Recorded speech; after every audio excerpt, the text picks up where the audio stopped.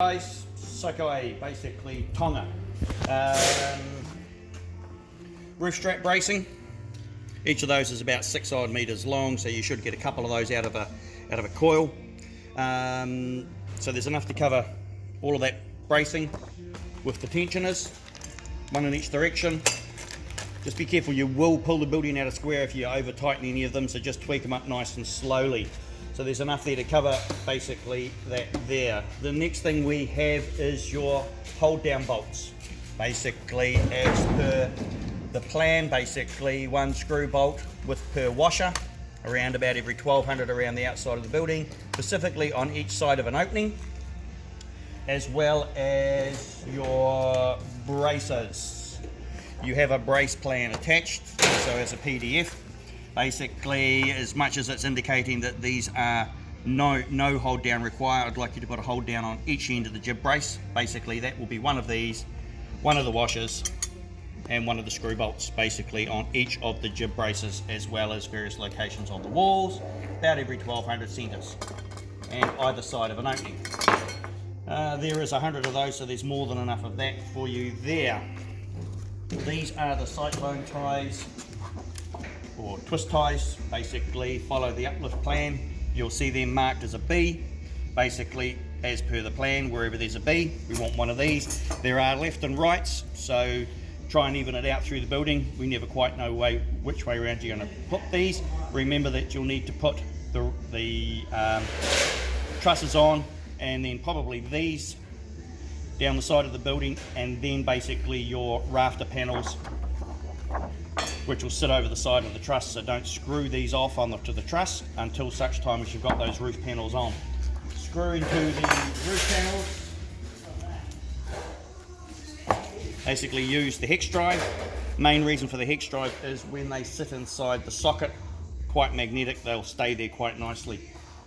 Any areas that you need a very low profile screw, it's a wee Phillips drive. Okay, very low profile head. So if you've got somewhere where you're going to be putting some jib board or something over the top, anything like that, that's where you want to use those, and on the brackets. Frame assembly screws, they are the dual thread. You'll see there's a fine thread, a coarse thread, and these are a square drive. These will fit down inside the dimples, end up being quite flush there. When it comes to the trusses and you need to put in that extra flange hole, basically it's these ones here you want to use. Keep them nice and flush. Okay, everywhere else use the dual thread square drives for the frame assembly, frame to frame, rafter connections, etc. Use the hex drive. Basically, you've got 5,000 of the hex drives, you've got 10,000, I think the frames require about 7,000, so you should have more than enough of those. And the other one we have there is grommets for the service holes. Electrician and plumber, they'll be looking for those.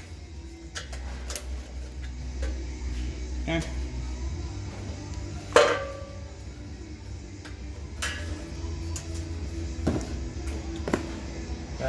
Right, so the other one we talked about there before is basically on a couple of the big walls on the ends where we've got the beams coming in, we've got a beam pocket. So what I'm wanting you to do is just on that stud, which is S1, that's going to come up to there. This is where your beam has to go into here. So what I want you to do is to cut that on site, fold that flat, your beam will come inside that beam pocket, and then you'll follow the engineer's instructions.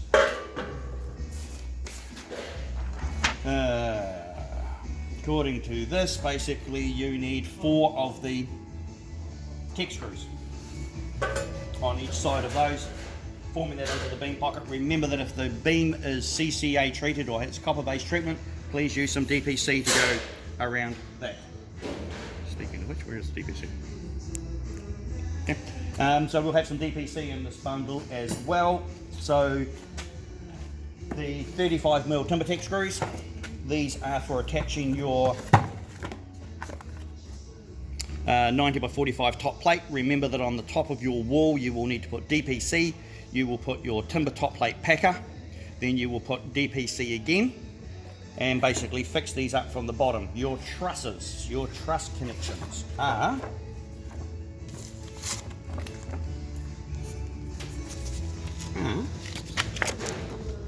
here we are. Truss connections, basically there, this is where you're going to be using the twist tie. In the bottom, in the heel of the truss, there's going to be a service hole. Down here there will be a set of triple holes. This will allow for you to put the 65mm TimberTech screws through into your timber top plate, and ideally take it down through your metal plate as well. When you're doing that, as it hits the metal, it may ride up a wee bit. What you need to do is, once it's gone through the metal, back it off again so it all sits down, and then wind everything down nice and tight with your roof strap. That'll hold it all together. So you've got your 35mm holding your top plate to your wall, and you've got your 65mm for holding your trusses down. In every bundle there is in every bundle of your frames, basically all the components are in one bundle, maybe in two, and they will be marked clearly, basically wall 1, A and B. There will also be a PDF of every wall on how it is to be assembled, as well as there is a location layout for where all the roof panels and the trusses go, and the walls, and also on the PDF as a PDF on your tablet.